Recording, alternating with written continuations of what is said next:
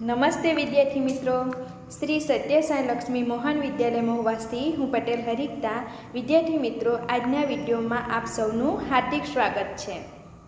મિત્રો, આજે આપણે ભણીશું ધોરણ 8 વિષય ગણિતમાં 7મું પ્રકરણ. એ પ્રકરણનું નામ છે ઘન અને ઘનમૂળ. તો આજે આપણે ઘન અને ઘનમૂળ વિશે ભણવાના છે.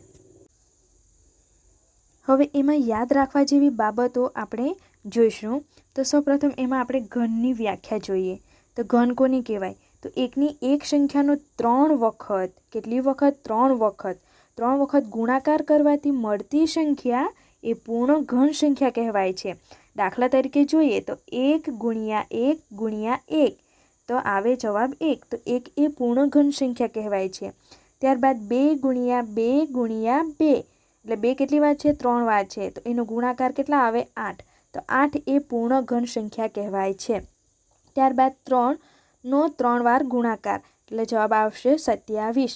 તો 27 એ પણ પૂર્ણ ઘન સંખ્યા કહેવાય. એમ આગળ આવે. આમ પૂર્ણ ઘન સંખ્યાઓ અસંખ્ય છે.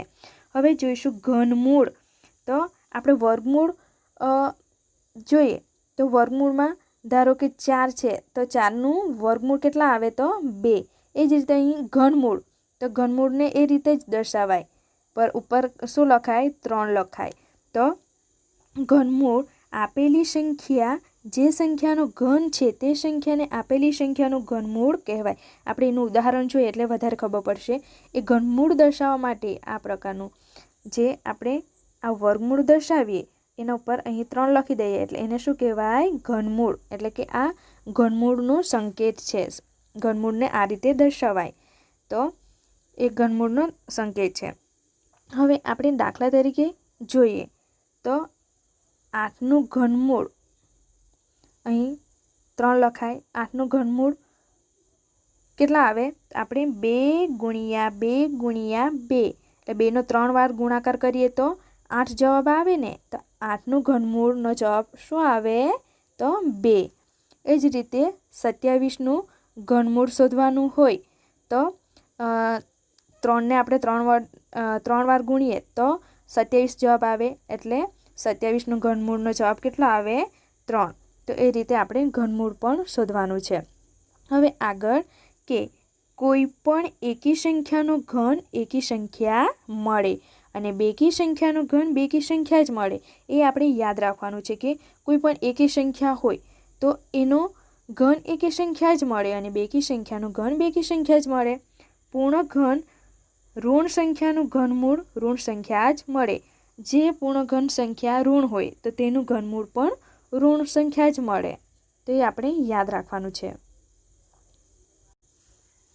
હવે આપણે યાદ રાખવાનું છે કે જે સંખ્યાનો એકમનો અંક ધારો કે 321 છે, એમાં જો એકમનો અંક 1 છે તો એકમનો અંક 1 હોય તે સંખ્યાનો ઘનનો એકમનો અંક પણ 1 જ હોય.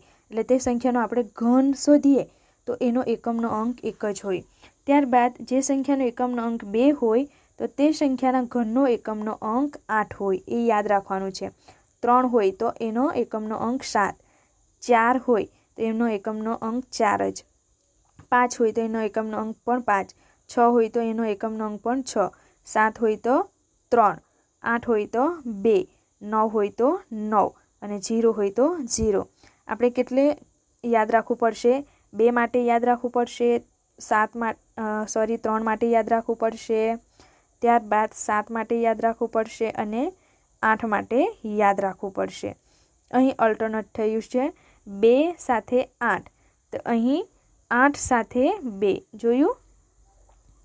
અહીં 2 સાથે 8 તો અહીં 8 સાથે 2, 3 સાથે 7 છે તો અહીં 7 સાથે 3. આપણે એટલું યાદ રાખવાનું છે. બીજું તો એ જ છે 1નો 1 છે, અહીં 4 સાથે 4 જ છે, 5 સાથે 5, 6 સાથે 6, 9 સાથે 9 અને 0 સાથે 0 છે. તો આપણે ખાલી આ 2 માટે 8 અને 8 માટે 2, 3 માટે 7 તો 7 માટે 3 એ યાદ રાખવાનું છે. હા ને, જે સંખ્યાનો એકમનો અંક 1 હોય તો તે સંખ્યાના ઘનનો એકમનો અંક પણ 1 હોય. એ જ રીતે આગળ પણ આપણે યાદ રાખવાનું છે.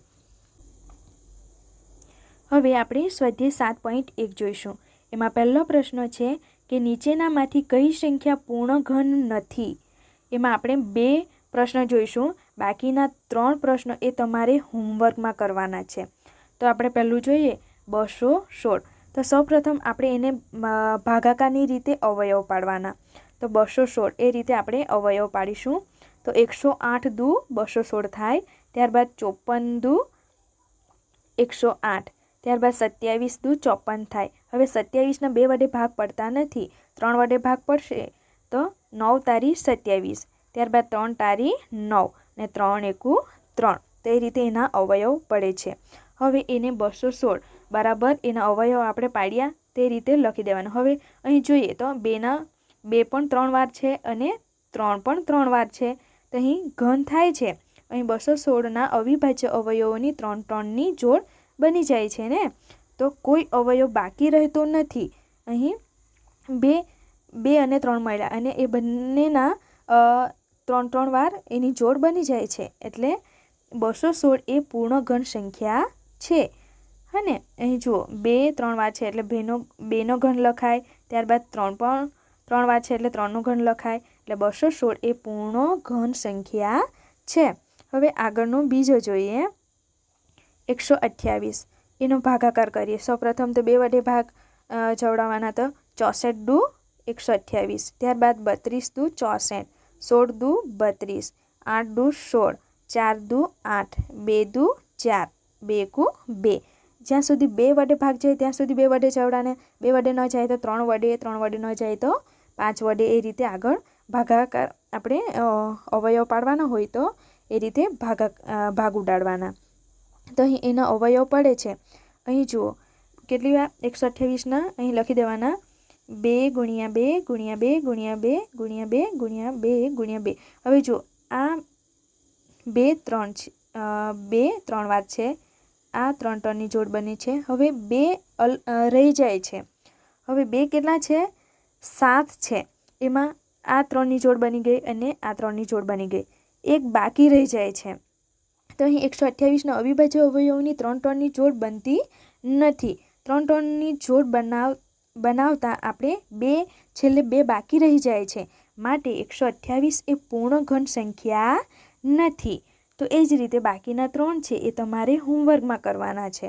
સૌપ્રથમ ભાગાકારની રીતે અવયવ પાડવાના અને એ રીતે ખબર પડી જાય છે કોઈ પણ સંખ્યા 3 વાર હોય, 6 વાર હોય, 9 વાર હોય એ રીતે, એટલે કે 3-3ની જોડી બનતી હોય તો એ પૂર્ણ ઘન સંખ્યા છે અને 3-3ની જોડી ન બને તો એ પૂર્ણ ઘન સંખ્યા નથી. તો એ રીતે તમારે આ બાકીના 3 એ હોમવર્કમાં કરવાના છે. ઓકે વિદ્યાર્થી મિત્રો, થેન્ક યુ.